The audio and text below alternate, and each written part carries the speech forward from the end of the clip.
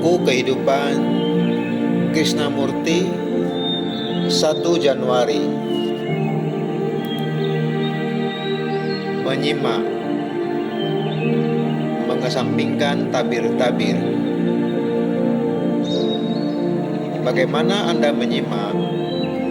Apakah Anda menyimak dengan proyeksi-proyeksi Anda, melalui proyeksi Anda, melalui ambisi, keinginan, ketakutan, kecemasan Anda, dengan hanya mendengar apa yang Anda ingin dengar, hanya apa yang memuaskan, apa yang memenuhi dahaga, apa yang memberikan kenyamanan, apa yang untuk sementara meringankan penderitaan Anda.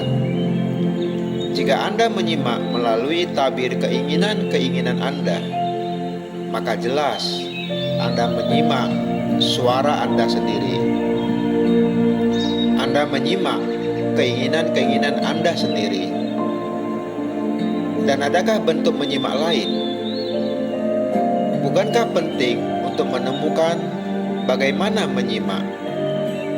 Bukan hanya menyimak apa yang dikatakan, melainkan juga menyimak segala sesuatu, menyimak kebisingan di jalan-jalan, menyimak kicau burung, menyimak berisiknya bus di jalanan, menyimak laut yang tidak bisa diam, menyimak suara suami Anda, menyimak istri Anda, menyimak teman-teman Anda, menyimak tangis bayi.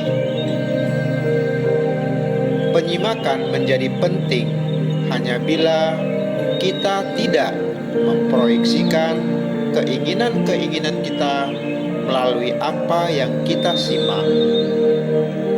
Dapatkah kita mengesampingkan semua tabir itu yang melaluinya kita menyimak dan sungguh-sungguh menyimak?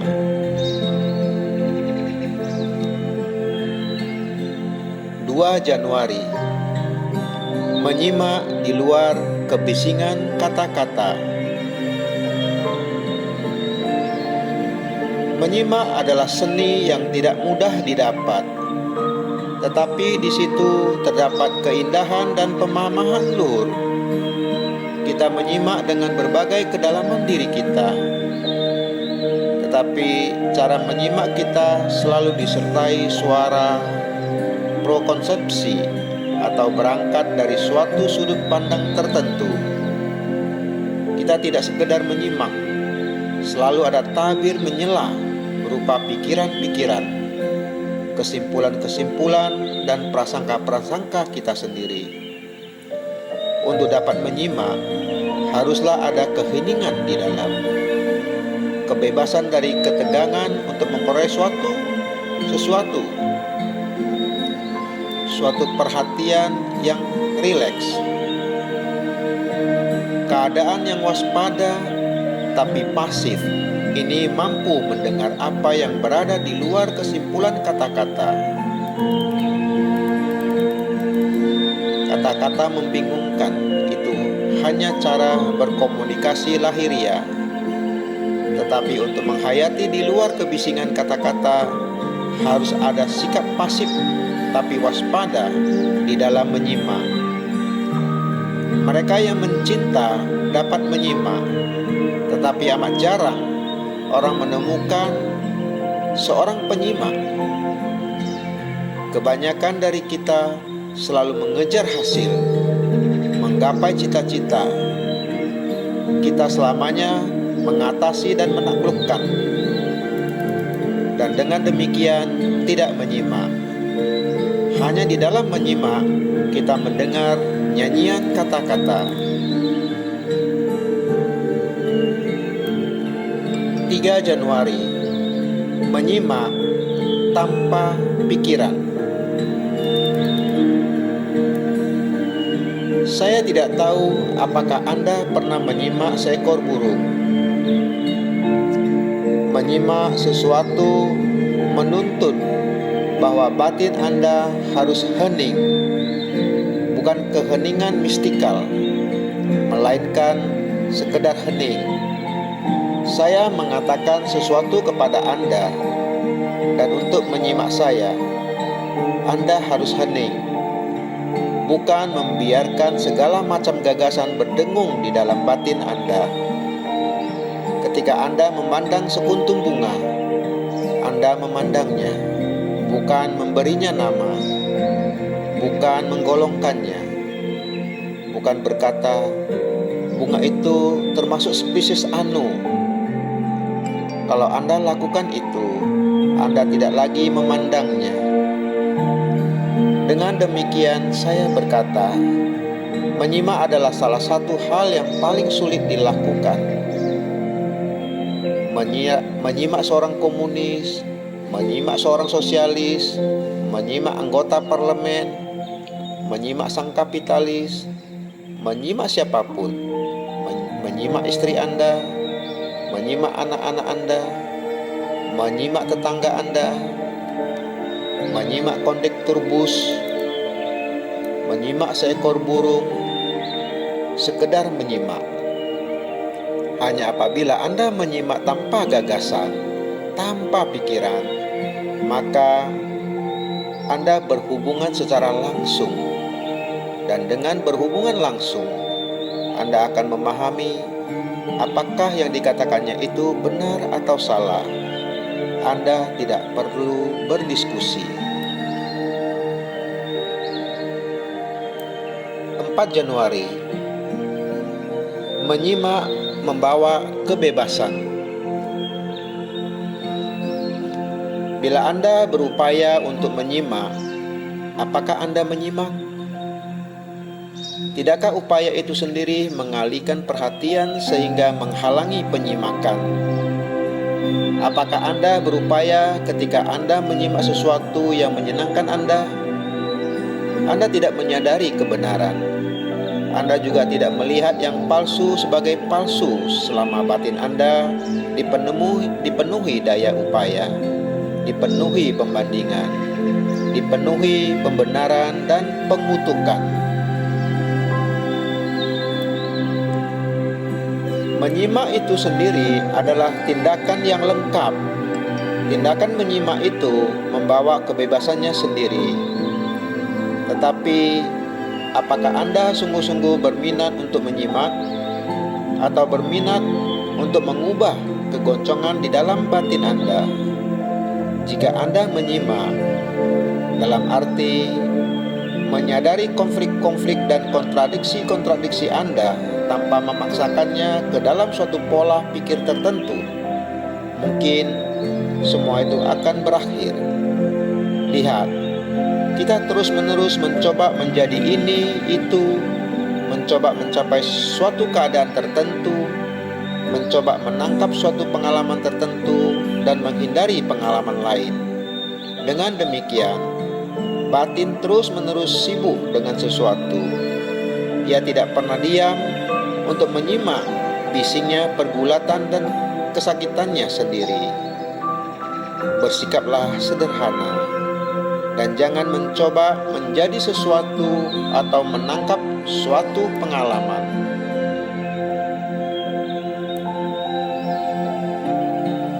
– 5 Januari, menyimak tanpa upaya. Anda sekarang menyimak saya. Anda tidak berupaya untuk menyimak. Anda sekedar menyimak. Dan jika terdapat kebenaran dalam apa yang Anda dengar, Anda akan mendapati suatu perubahan luar biasa terjadi dalam diri Anda. Suatu perubahan yang tidak dipikirkan dulu atau diinginkan. Suatu transformasi, suatu revolusi menyeluruh, yang di situ kebenaran itu sendiri berkuasa dan bukan ciptaan batin Anda. Dan kalau boleh saya sarankan, Anda harus menyimak secara itu kepada segala sesuatu, bukan hanya kepada apa yang saya katakan, tetapi juga kepada apa yang dikatakan orang lain, kepada kicau burung-burung, kepada peluit lokomotif, kepada kebisingan bus yang melintas. Anda akan mendapati bahwa semakin banyak Anda menyimak kepada segala sesuatu, makin besar keheningan, dan lalu keheningan itu tidak terputus oleh kebisingan.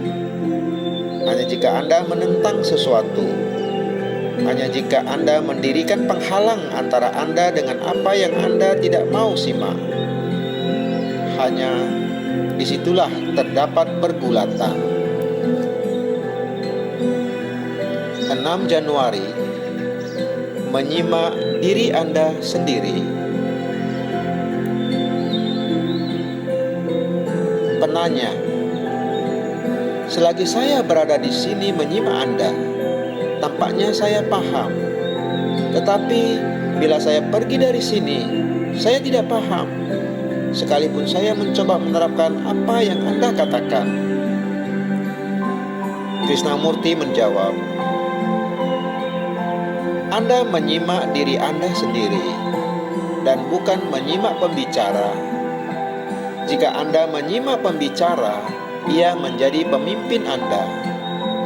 Cara Anda untuk memahami yang mengerikan, yang jahat, karena Anda lalu membuat hierarki otoritas. Jadi, apa yang Anda lakukan di sini adalah menyimak diri Anda sendiri. Anda memandang gambar yang dilukis oleh pembicara, yang adalah gambar Anda sendiri, bukan gambar pembicara. Jika sampai di sini jelas bahwa Anda memandang diri Anda sendiri, maka Anda dapat berkata, "Nah, saya melihat diri saya seperti apa adanya, dan saya tidak ingin melakukan sesuatu terhadap itu." Dan semua itu berakhir. Tetapi jika Anda berkata, "Saya melihat diri saya seperti apa adanya dan harus ada perubahan," maka Anda mulai bekerja dengan berangkat dari pemahaman Anda sendiri, yang sama sekali lain dari penerapan apa yang dikatakan pembicara. Tetapi jika sementara pembicara berbicara, Anda menyimak diri Anda sendiri, maka dari penyimakan itu timbullah kejelasan, timbullah kepekaan. Dari penyimakan itu batin menjadi sehat dan kuat, tanpa menurut atau menentang. Batin menjadi hidup, intens, dan hanya manusia seperti itulah yang dapat menciptakan generasi baru, suatu dunia baru. 7 Januari, belajar. Belajar memandang dengan intensitas. Saya rasa belajar adalah sangat sukar. Seperti menyimak, kita tidak pernah sungguh-sungguh menyimak kepada sesuatu karena batin kita tidak bebas. Telinga kita tersumbat oleh hal-hal yang sudah kita ketahui. Dengan demikian, menyimak menjadi luar biasa sulit. Saya rasa, atau lebih tepat, faktanya, jika kita dapat menyimak kepada sesuatu dengan seluruh diri kita, dengan tekun, dengan vitalitas, maka tindakan menyimak itu sendiri merupakan faktor yang membebaskan. Tetapi sayang sekali, Anda tidak pernah menyimak. Terbukti, Anda tidak pernah belajar dari situ. Bagaimanapun juga, Anda hanya belajar bila Anda memberikan seluruh diri Anda kepada sesuatu. Bila Anda memberikan seluruh diri Anda kepada matematika, Anda belajar. Tetapi bila Anda berada dalam keadaan kontradiksi, bila Anda tidak ingin belajar tapi terpaksa belajar, maka itu menjadi sekedar proses penimbunan. Belajar itu seperti membaca novel dengan tokoh-tokoh yang amat banyak. Ia menuntut perhatian penuh dari Anda, bukan perhatian yang saling bertentangan. Jika Anda ingin mempelajari sehelai daun di musim semi, atau sehelai daun di musim panas, Anda harus sungguh-sungguh memandangnya, melihat simetrinya, teksturnya, sifat dari daun yang hidup. Ada keindahan, ada kegiatan, ada vitalitas di dalam sehelai daun. Jadi, untuk belajar tentang daun, bunga, awan, matahari yang terbenam, atau seorang manusia, Anda harus memandang dengan intensitas sepenuhnya. 8 Januari, belajar untuk dapat belajar. Batin harus diam. Untuk dapat belajar, batin harus diam. Untuk menemukan sesuatu yang baru, Anda harus berangkat sendirian. Anda harus berangkat dengan betul-betul telanjang, terutama dalam hal pengetahuan. Oleh karena mudah sekali melalui pengetahuan dan kepercayaan untuk memperoleh berbagai pengalaman. Tetapi pengalaman-pengalaman itu tidak lebih dari produk proyeksi diri, dan oleh karena itu sama sekali tidak nyata, palsu. Jika Anda ingin menemukan sendiri apa yang baru, tidak ada gunanya membawa-bawa beban apa yang lama, terutama pengetahuan orang lain. Betapapun besarnya, Anda menggunakan pengetahuan sebagai cara untuk memproyeksikan diri sendiri, memperoleh rasa aman, dan Anda ingin merasa yakin bahwa Anda memperoleh pengalaman yang sama seperti Buddha atau Yesus atau si X. Tetapi orang yang terus-menerus berlindung di balik pengetahuan jelas bukan pencari kebenaran. Untuk menemukan kebenaran tidak ada jalan. Bila Anda ingin menemukan sesuatu yang baru, bila Anda bereksperimen dengan apapun, batin Anda harus sangat diam. Benar bukan? Jika batin Anda penuh sesak, dipenuhi fakta, pengetahuan, mereka bertindak sebagai penghalang bagi apa yang baru.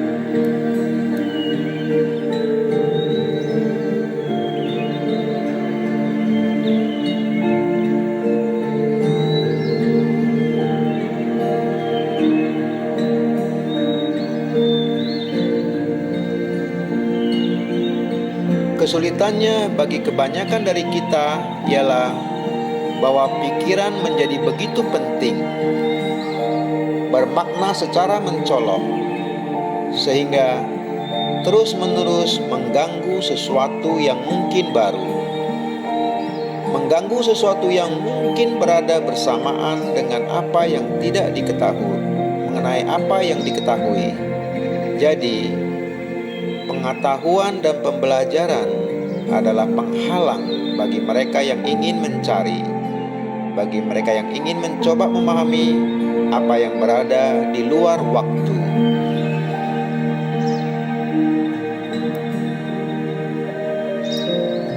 Sembilan Januari, belajar bukan pengalaman.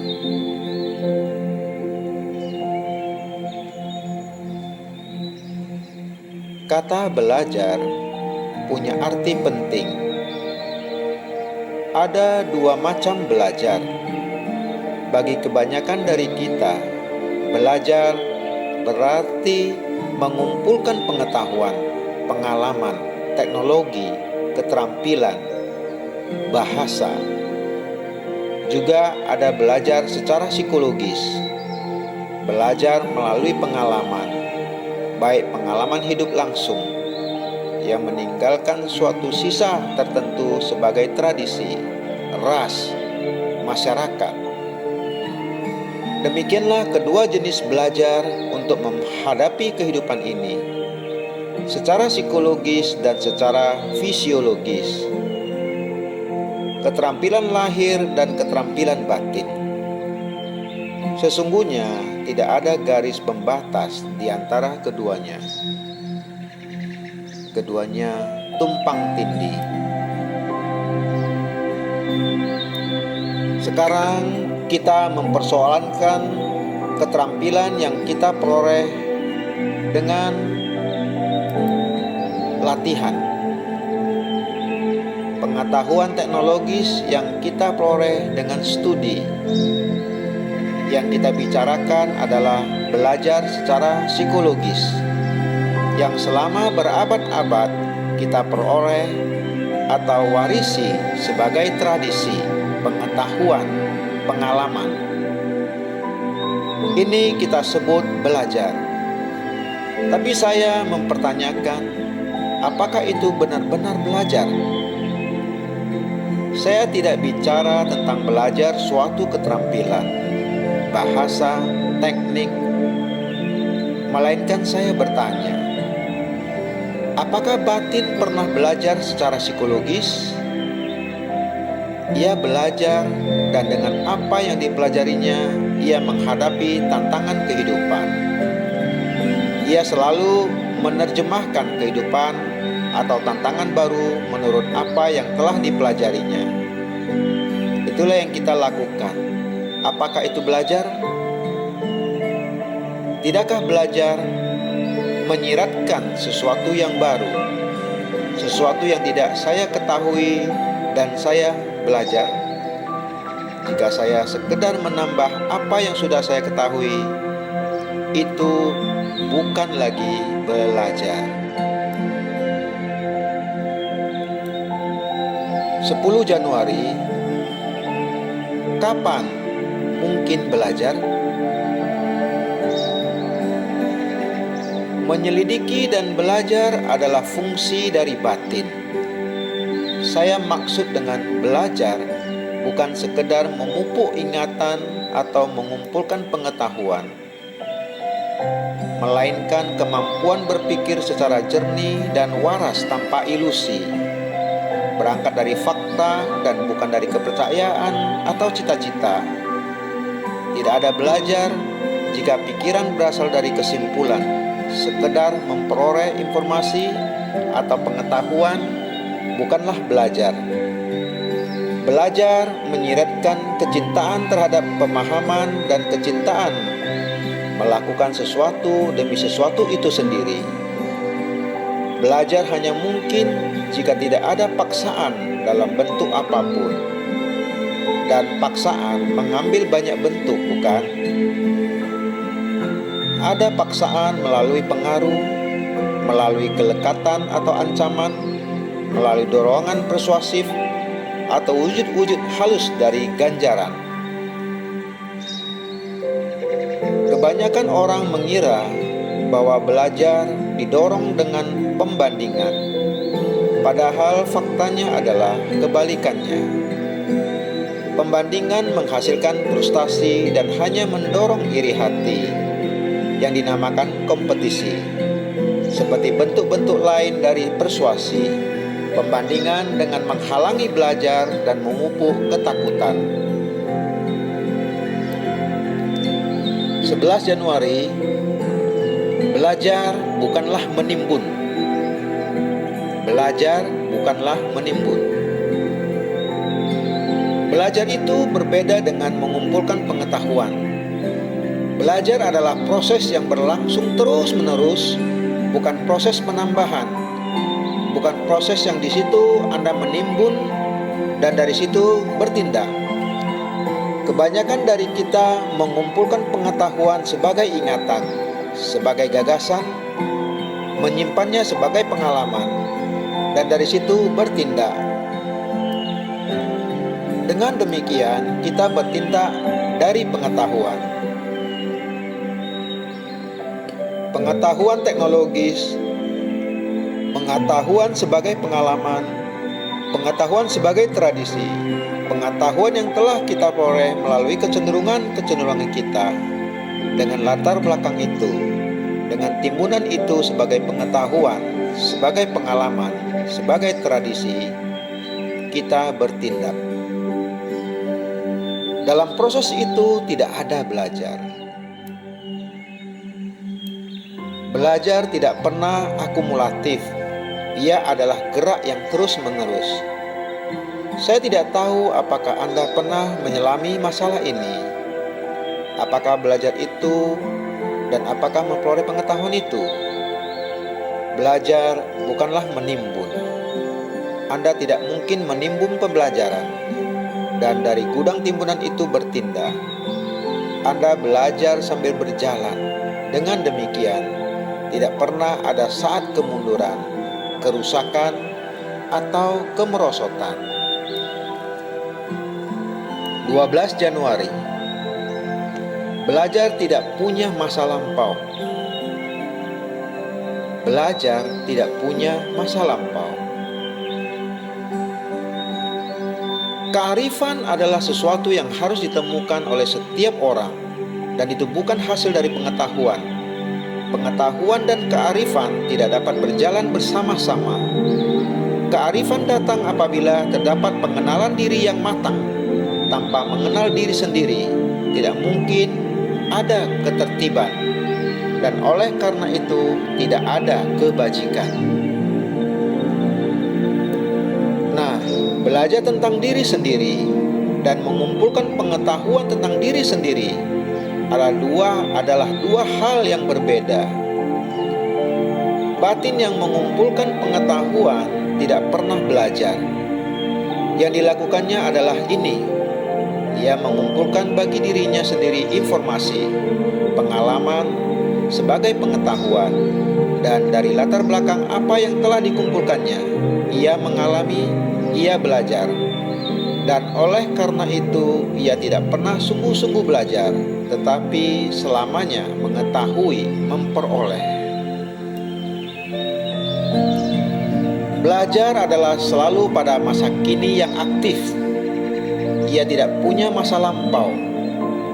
Pada saat Anda berkata kepada diri sendiri, "Saya telah belajar," itu telah menjadi pengetahuan.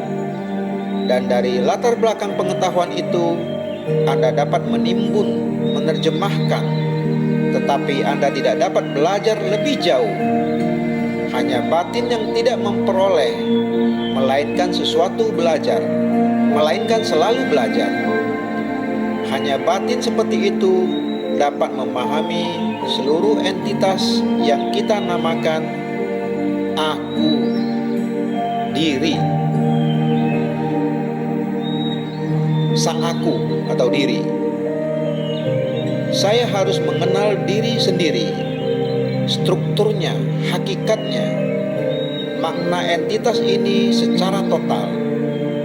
Tetapi saya tidak dapat melakukannya dengan terbebani pengetahuan terdahulu, dengan pengalaman terdahulu, atau dengan batin yang terkondisi. Karena kalau begitu saya tidak belajar. Saya hanyalah menafsirkan, menerjemahkan, memandang dengan mata yang telah kabur oleh masa lampau. 13 Januari. Otoritas. Otoritas menghalangi belajar. Pada umumnya, kita belajar melalui pengkajian, melalui buku-buku, melalui pengalaman, atau melalui pengajaran. Semua itu adalah cara umum untuk belajar. Kita menghafalkan apa yang harus dikerjakan dan apa yang tidak boleh dikerjakan, bagaimana harus berpikir dan bagaimana tidak seharusnya berpikir, bagaimana merasakan, bagaimana bereaksi, melalui pengalaman, melalui studi, melalui analisis, melalui penggalian, melalui pemeriksaan introspektif.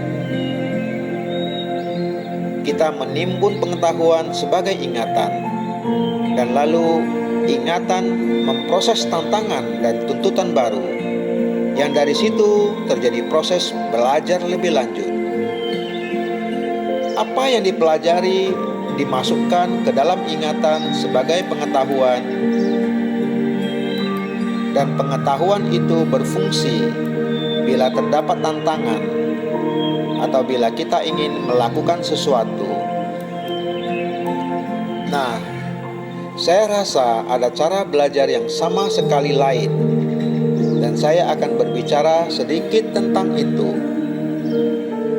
Tetapi untuk memahaminya dan untuk belajar dengan cara lain ini, Anda harus membuang otoritas sama sekali. Kalau tidak, Anda hanya akan diajari dan Anda hanya akan mengulang apa yang Anda dengar. Itulah sebabnya sangat penting untuk memahami hakikat otoritas. Otoritas menghalangi belajar. Belajar yang bukan penimbunan pengetahuan sebagai ingatan. Ingatan selalu merespon dalam pola, tidak ada kebebasan. Orang yang terbebani dengan pengetahuan, dengan pengajaran, yang terbungkuk-bungkuk dengan hal-hal yang telah dipelajarinya, tidak pernah bebas. Ia mungkin luar biasa fasih berbicara, tetapi timbunan pengetahuannya menghalanginya untuk bebas. Dan oleh karena itu, ia tidak mampu belajar.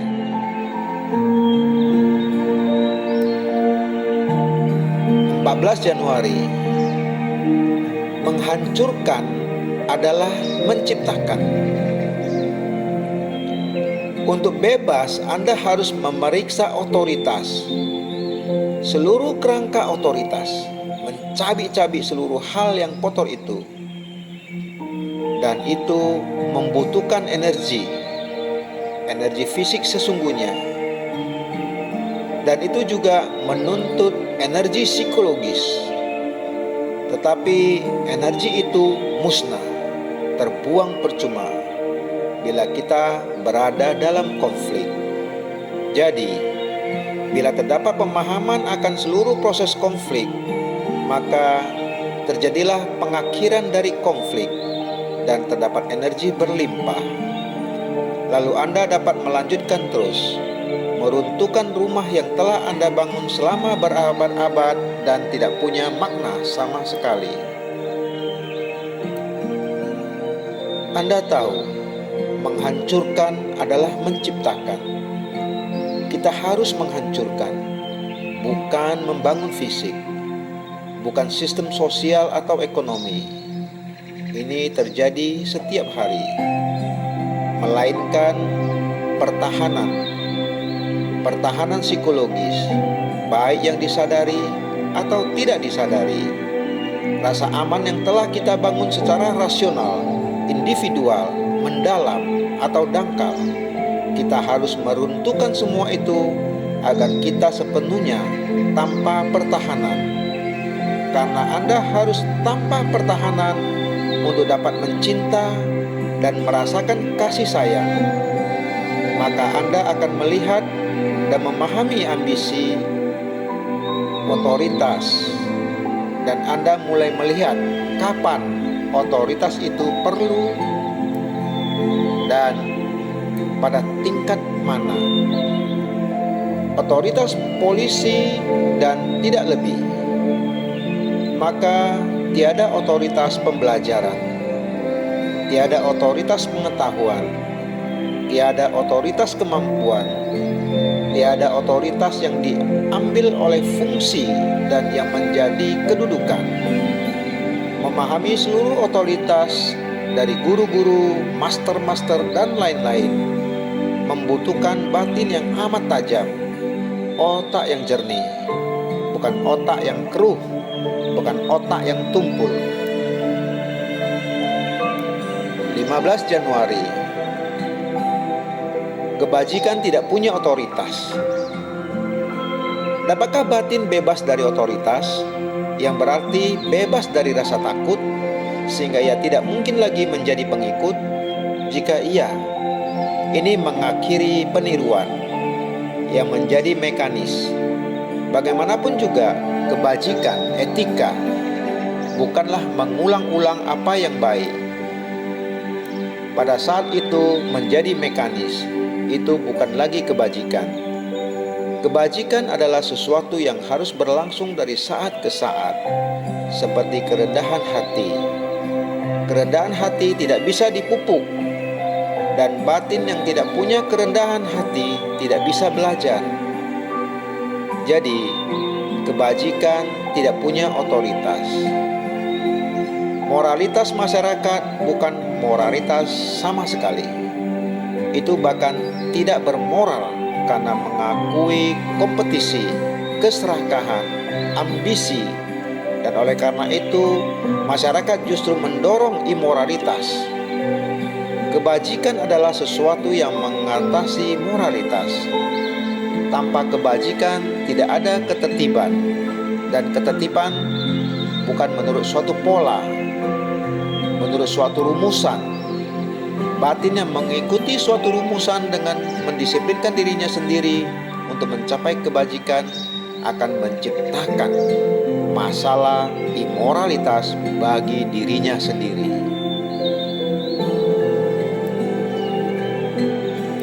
Suatu otoritas luar yang diobjektifkan oleh batin selain dari hukum sebagai Tuhan, sebagai moralitas dan sebagainya menjadi destruktif ketika batin berupaya memahami apa kebajikan sejati itu. Kita memiliki otoritas kita sendiri sebagai pengalaman, sebagai pengetahuan yang kita coba ikuti. Terdapat pengulangan, peniruan terus-menerus yang kita kenal ini. Otoritas psikologis, bukan otoritas hukum atau polisi yang menjaga ketertiban. Otoritas psikologis yang dimiliki setiap orang menghancurkan kebajikan karena kebajikan adalah sesuatu yang hidup, bergerak. Seperti Anda tidak mungkin memupuk kebajikan, seperti Anda tidak mungkin memupuk cinta, begitu pula Anda tidak mungkin memupuk kebajikan. Dan di situ terdapat keindahan yang luhur. Kebajikan adalah non-mekanis, dan tanpa kebajikan tidak ada landasan untuk berpikir secara jernih. 16 Januari, batin yang tua terikat oleh otoritas. Masalahnya adalah, mungkinkah batin yang begitu terkondisi, terdidik dalam sekte, agama yang tak terhitung banyaknya, dan segala tahayul ketakutan, melepaskan diri dari dirinya sendiri dan dengan demikian menghasilkan batin yang baru? Batin yang tua pada dasarnya adalah batin yang terikat oleh otoritas. Saya tidak menggunakan istilah otoritas dalam arti hukum. Yang saya maksud dengan kata itu adalah otoritas sebagai tradisi, otoritas sebagai pengetahuan, otoritas sebagai pengalaman, otoritas sebagai cara untuk memperoleh rasa aman dan tinggal dalam rasa aman itu secara lahiriah atau batiniah. Oleh karena bagaimanapun juga itulah yang selalu dicari oleh batin, suatu tempat yang di situ ia bisa merasa aman, tak terganggu. Otoritas sebagai itu mungkin otoritas sebuah gagasan yang diterapkan sendiri, atau apa yang disebut gagasan religius tentang Tuhan, yang tidak punya realitas bagi orang yang benar religius. Gagasan bukan fakta, tapi fisik. Tuhan adalah fisik. Anda mungkin percaya itu, tapi itu tetap fisik. Tetapi untuk menemukan Tuhan, Anda harus menghancurkan fisik itu sepenuhnya. Oleh karena batin yang tua adalah batin yang takut, yang ambisius, yang takut mati, takut hidup, dan takut berhubungan. Dan batin seperti itu terus-menerus, sadar atau tidak sadar, mencari sesuatu yang abadi, mencari rasa aman. 17 Januari, bebas sejak awal. Jika kita bisa memahami dorongan di balik keinginan kita untuk menguasai atau dikuasai, maka mungkin kita bisa bebas dari efek memasung dari otoritas. Kita ingin merasa pasti, merasa benar, memperoleh sukses, mengetahui, dan keinginan akan kepastian ini, akan keabadian di dalam diri kita, membangun otoritas pengalaman pribadi. Sementara di luar membangun otoritas masyarakat, keluarga, agama, dan sebagainya. Tetapi sekedar mengabaikan otoritas saja, membuang simbol-simbol lahirianya saja, sangat sedikit maknanya. Melepaskan diri dari suatu tradisi dan memeluk tradisi lain, meninggalkan pemimpin ini dan mengikuti pemimpin itu adalah suatu perilaku yang dangkal. Jika kita ingin menyadari seluruh proses otoritas, jika kita ingin melihat sifatnya yang tertuju ke dalam, jika kita ingin memahami dan mengatasi keinginan akan kepastian, maka kita harus memiliki kesadaran dan pencerahan yang luas. Kita harus bebas, bukan pada akhir, melainkan sejak awal. 18 Januari, pembebasan dari ketidaktahuan, dari kesedihan. Kita menyimak dengan harapan dan ketakutan. Kita mencari cahaya orang lain, tetapi tidak bersikap pasif dengan waspada untuk dapat memahami. Jika orang yang telah bebas tampak memenuhi keinginan kita, kita menerimanya. Jika tidak, kita terus mencari orang yang akan memenuhi keinginan kita. Dan yang diinginkan oleh kebanyakan kita adalah pemuasan pada berbagai tingkat. Yang penting bukanlah bagaimana mengenali orang yang telah bebas, melainkan bagaimana memahami diri Anda. Tidak ada otoritas di sini sekarang atau di akhirat nanti yang dapat memberi Anda pengetahuan tentang diri Anda. Tanpa pengenalan diri, tidak ada pembebasan dari ketidaktahuan, dari kesedihan. 19 Januari, mengapa kita menjadi pengikut? Mengapa kita menerima? Mengapa kita menjadi pengikut? Kita mengikuti otoritas orang lain, pengalaman orang lain, lalu meragukannya. Pencarian otoritas ini berserta ikutannya, yakni kekecewaan, adalah proses yang menyakitkan bagi kebanyakan dari kita. Kita menyalahkan atau mengkritik otoritas, pemimpin, guru yang dulu diterima, tetapi kita tidak menyelidiki kehausan kita sendiri akan otoritas yang dapat menuntun perilaku kita.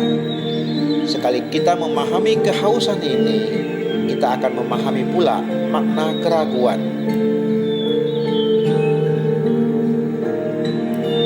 20 Januari, otoritas merusak si pemimpin maupun pengikut.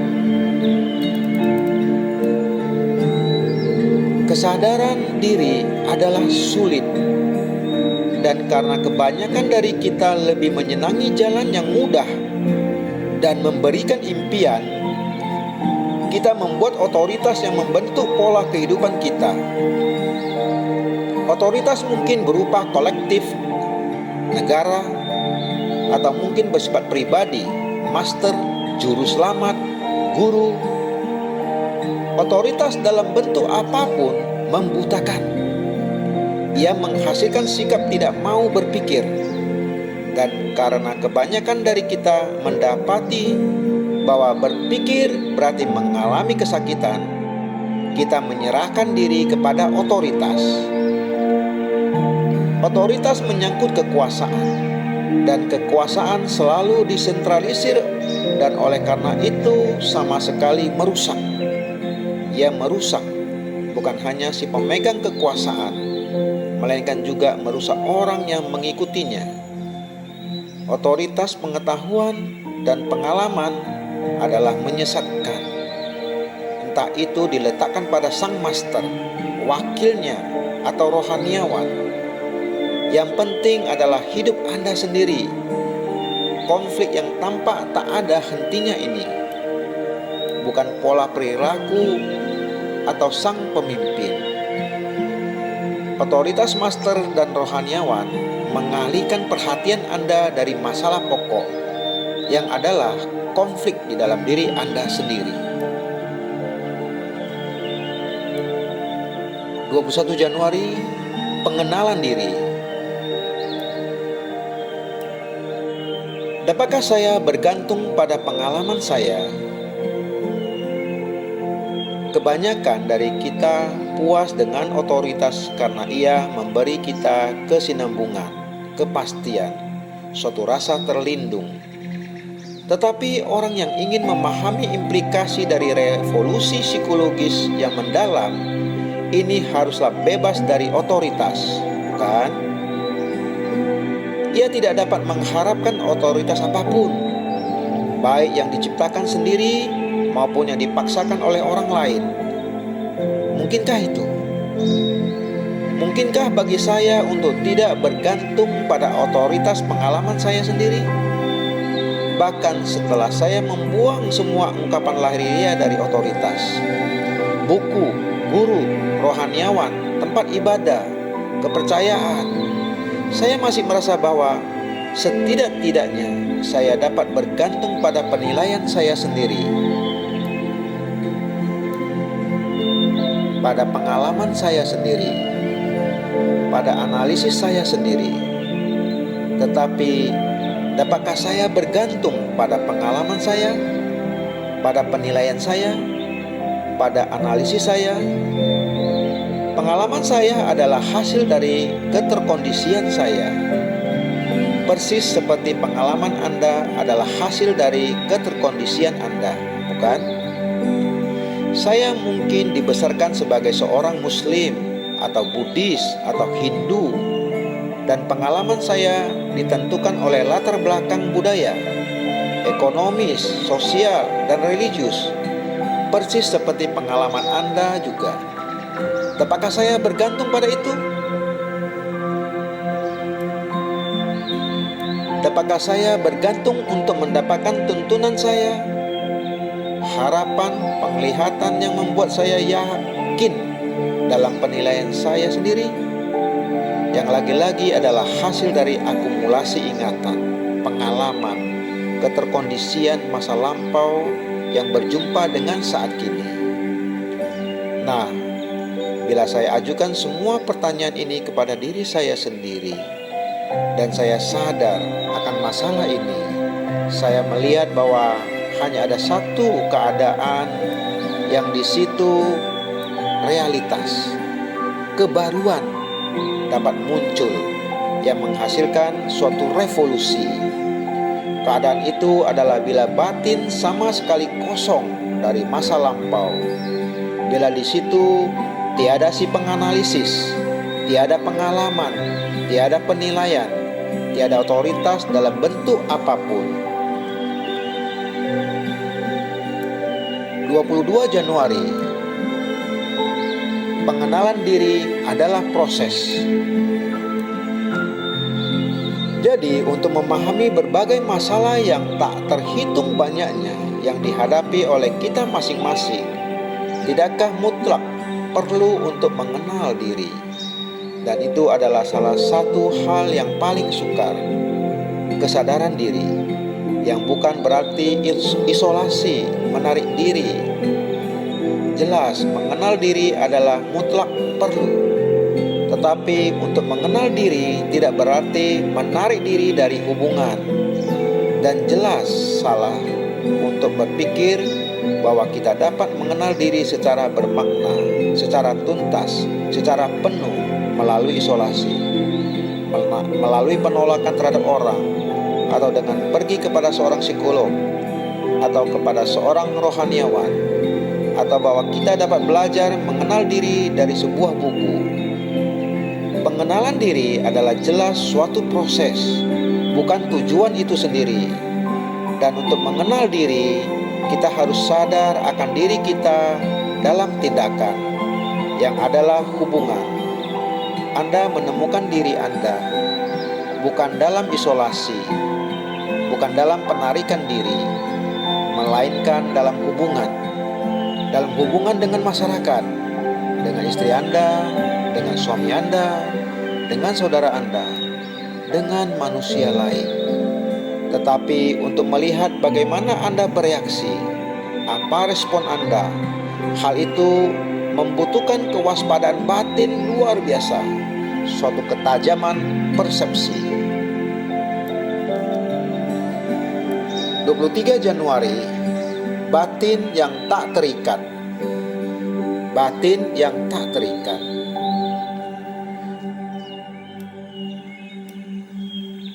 Transformasi di dunia dihasilkan melalui transformasi diri sendiri.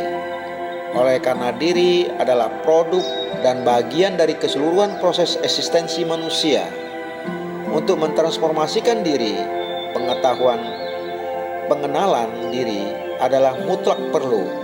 Tanpa mengenal apa adanya diri Anda, tidak ada landasan bagi pikiran benar, dan tanpa mengenal diri Anda sendiri, tidak mungkin ada transformasi.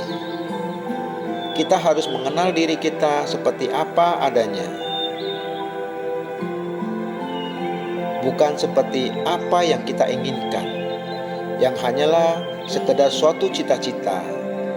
Dan oleh karena itu, khayal tidak nyata, hanya apa adanya yang dapat ditransformasikan, bukan apa yang Anda inginkan. Mengenal diri sendiri seperti apa adanya membutuhkan kewaspadaan batin luar biasa.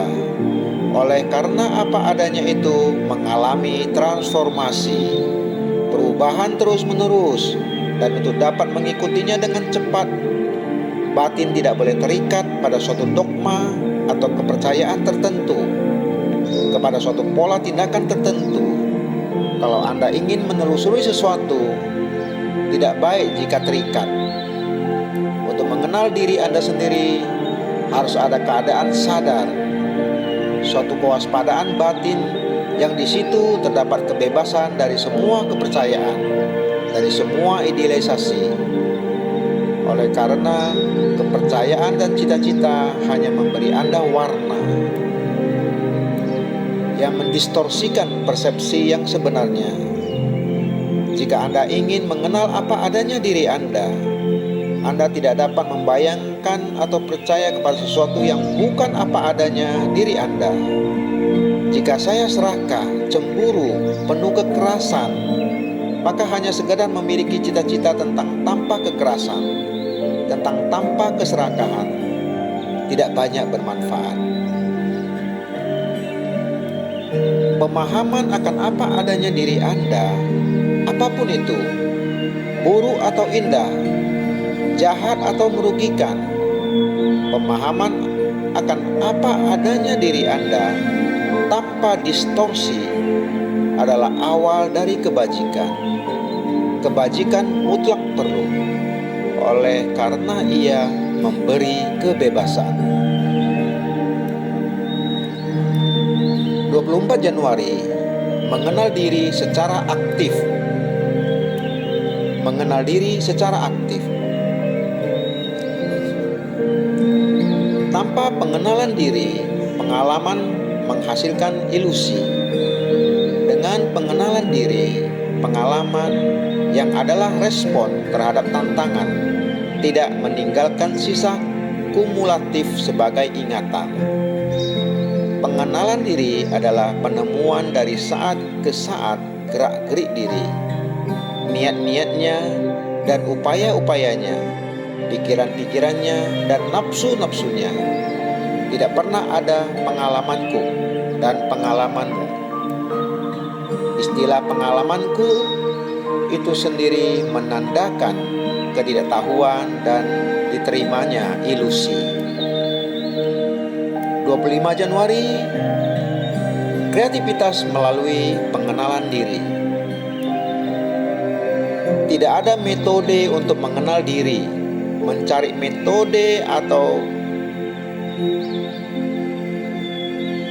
mau tidak mau menyiratkan keinginan untuk mencapai suatu hasil. Dan itulah yang dikehendaki oleh kita semua. Kita mengikuti otoritas. Jika bukan otoritas seseorang, maka otoritas sebuah sistem atau sebuah ideologi. Karena kita menghendaki suatu hasil yang memuaskan, yang akan memberi kita rasa aman. Kita sesungguhnya tidak menghendaki untuk memahami diri kita sendiri. Dorongan-dorongan dan reaksi-reaksi kita, seluruh proses berpikir kita yang disadari maupun tak disadari, kita lebih suka menjalankan sebuah sistem yang memberikan jaminan hasil. Tetapi menjalankan sebuah sistem mau tidak mau adalah hasil keinginan untuk memperoleh rasa aman, memperoleh kepastian, dan hasilnya jelas bukan pemahaman diri sendiri. Bila kita mengikuti sebuah metode, kita harus menganut otoritas, guru, juru selamat, master, yang akan menjamin bagi kita apa yang kita inginkan.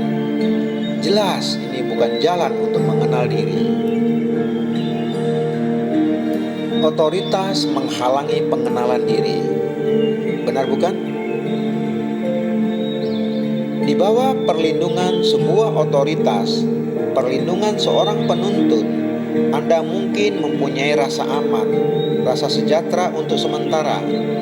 Tetapi itu bukan pemahaman seluruh proses diri sendiri. Otoritas pada hakikatnya menghalangi penyadaran penuh akan diri sendiri. Dan oleh karena itu, pada akhirnya menghancurkan kebebasan. Hanya di dalam kebebasan terdapat kreativitas. Kreativitas hanya mungkin ada melalui pengenalan diri. 26 Januari. Batin hening, batin sederhana. Apabila kita sadar akan diri kita sendiri, bukankah seluruh gerak kehidupan adalah jalan untuk membongkar sang aku, ego, diri? Diri adalah proses yang amat rumit, yang hanya dapat dibongkar dalam hubungan, dalam kegiatan kita sehari-hari, dalam cara kita bicara, cara kita menilai, menghitung-hitung, cara kita mengutuk orang lain, dan diri sendiri. Semua itu mengungkapkan terkondisinya pikiran kita sendiri. Dan tidakkah penting untuk menyadari seluruh proses ini? Hanya melalui kesadaran akan apa yang benar dari saat ke saat terdapat penemuan akan apa yang berada di luar waktu yang abadi. Tanpa pengenalan diri, yang abadi tidak mungkin muncul. Bila kita tidak mengenal diri kita sendiri, yang abadi menjadi sekedar kata semata-mata, suatu simbol, suatu spekulasi, suatu dogma, suatu kepercayaan, suatu ilusi yang kepadanya batin kita melarikan diri. Tetapi jika kita mulai memahami sang aku dalam semua sepak terjangnya sehari-hari, maka di dalam pemahaman itu sendiri, tanpa upaya apapun, apa yang tidak bermakna, yang berada di luar waktu, muncul. Tetapi yang di luar waktu itu bukan ganjaran bagi pengenalan diri. Yang abadi tidak dapat dikejar. Batin tidak bisa memilikinya. Ia muncul bila batin hening, dan batin hanya bisa hening bila ia sederhana, bila ia tidak lagi menimbun, mengutuk, menghakimi, menimbang-nimbang. Hanyalah batin yang sederhana yang dapat memahami apa yang nyata, bukan batin yang penuh dengan kata-kata, pengetahuan, informasi. Batin yang menganalisis, menghitung-hitung, bukanlah batin yang sederhana. 27 Januari, pengenalan diri. Tanpa pengenalan diri, apapun yang Anda lakukan, tidak mungkin ada keadaan meditasi. Yang saya maksud dengan pengenalan diri adalah menyadari setiap pikiran, setiap suasana batin, setiap kata, setiap perasaan, menyadari kegiatan batin Anda, bukan menyadari diri tertinggi. Aku yang luhur, tidak ada itu. Diri yang lebih tinggi, Atman, masih berada di dalam lingkup pikiran. Pikiran adalah hasil keterkondisian Anda. Pikiran adalah respon ingatan Anda. Ingatan nenek moyang atau belum lama berselang. Dan sekedar mencoba bermeditasi tanpa lebih dulu menegakkan secara mendalam sehingga tak tercabut kembali, kebajikan yang datang dari pengenalan diri adalah sama sekali menyesatkan dan sama sekali tak berharga.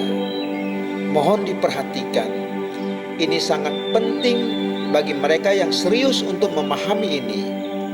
Oleh karena jika Anda tidak dapat melakukannya, maka meditasi Anda dan kehidupan sehari-hari Anda tercerai, terpisah, begitu jauh terpisah sehingga sekalipun mungkin Anda bermeditasi, duduk bersila terus-menerus sepanjang hidup Anda, sepanjang sisa hidup Anda tidak akan melihat lebih jauh dari hidung Anda.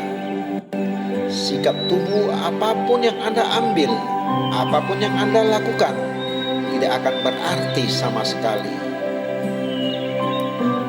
Penting dipahami apa pengenalan diri ini. Sekedar sadar tanpa memilih sedikit pun akan sang aku yang bersumber pada seonggok ingatan. Sekedar menyadarinya tanpa menafsirkan. Sekedar mengamati gerakan batin. Tetapi pengamatan itu terhalang bila Anda mengumpulkan melalui pengamatan. Apa yang harus dikerjakan, apa yang tak boleh dikerjakan, apa yang harus dicapai. Jika Anda melakukan itu, Anda mengakhiri proses yang hidup dari gerakan batin sebagai diri. Artinya, saya harus mengamati dan melihat faktanya yang aktual apa adanya. Jika saya mendekatinya dengan sebuah gagasan, dengan sebuah opini, misalnya, saya harus begini, atau saya tidak boleh begitu, yang adalah respon ingatan, maka gerakan dari apa adanya akan terhalang, terbendung, dan oleh karena itu tidak menjadi belajar. 28 Januari, kekosongan kreatif. Tidak dapatkah Anda sekedar menyimak ini seperti tanah menerima benih dan melihat apakah batin mampu menjadi bebas, menjadi kosong? Ia bisa menjadi kosong hanya dengan memahami seluruh proyeksi-proyeksinya, seluruh kegiatannya, bukan kadang-kadang saja, melainkan dari hari ke hari, dari saat ke saat.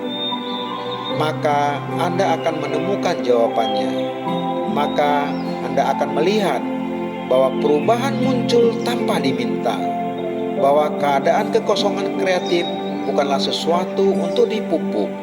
Ia ada, ia datang menyelinap tanpa diundang, dan hanya dalam keadaan itulah terdapat kemungkinan pembaruan, kebaruan, revolusi.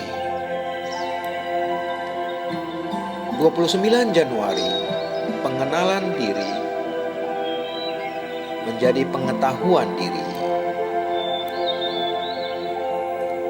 Berpikir benar datang dengan pengenalan diri. Tanpa memahami diri Anda tidak punya dasar untuk berpikir. Tanpa pengenalan diri, yang Anda pikir adalah tidak benar. Anda dan dunia bukan dua entitas berbeda dengan problem terpisah. Anda dan dunia adalah satu. Problem Anda adalah problem dunia. Anda mungkin hasil dari kecenderungan tertentu, dari pengaruh lingkungan, tetapi Anda tidak berbeda secara mendasar dengan orang lain. Secara batinia, kita semua sangat mirip. Kita semua didorong oleh keserakahan, keinginan jahat, ketakutan, ambisi, dan sebagainya. Kepercayaan, harapan, aspirasi kita mempunyai landasan bersama. Kita adalah satu. Kita adalah satu kemanusiaan. Sekalipun batas-batas artifisial dari ekonomi dan politik dan prasangka memecah belah kita. Jika Anda membunuh orang lain, Anda merusak diri sendiri. Anda adalah pusat dari keseluruhan, dan tanpa memahami diri Anda sendiri, Anda tidak dapat memahami realitas. Kita mempunyai pengetahuan intelektual tentang kesatuan ini, tetapi kita tetap menyimpan pengetahuan dan perasaan dalam kotak-kotak yang berbeda. Dan oleh karena itu, kita tidak pernah mengalami kesatuan yang luar biasa dari manusia. 30 Januari, relasi adalah cermin. Pengenalan diri bukanlah mengikuti suatu rumusan tertentu. Anda boleh pergi kepada seorang psikolog atau psikoanalisis untuk mengetahui diri Anda. Tetapi itu bukan pengenalan diri. Pengenalan diri muncul apabila kita menyadari diri kita di dalam hubungan yang memperlihatkan apa adanya diri kita dari saat ke saat. Hubungan adalah cermin yang di dalamnya kita melihat diri kita sendiri seperti apa adanya. Tetapi kebanyakan dari kita tidak mampu memandang diri sendiri seperti apa adanya dalam hubungan. Oleh karena kita langsung mulai menyalahkan atau membenarkan apa yang kita lihat. 31 Januari, menghakimi. Kita menghakimi, kita menilai, kita membandingkan, kita menolak atau menerima. Tetapi kita tidak pernah sungguh-sungguh mengamati apa adanya. Dan bagi kebanyakan orang, tampaknya ini hal yang paling sukar dilakukan. Namun hanya inilah awal dari pengenalan diri. Jika kita mampu melihat diri kita seperti apa adanya di dalam cermin luar biasa dari hubungan yang tidak mendistorsikan.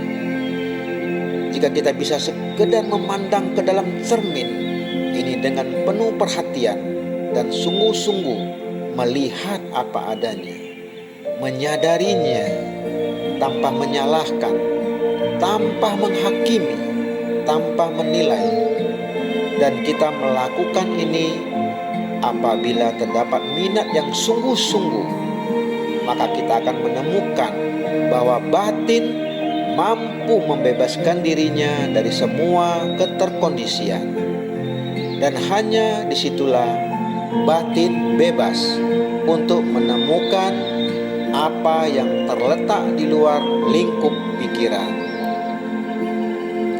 Bagaimanapun juga, betapapun terpelajar atau betapapun remeh batin, ia sadar atau tidak sadar terbatas, terkondisi, dan setiap perluasan dari pengkondisian ini masih terletak di dalam lingkup pikiran.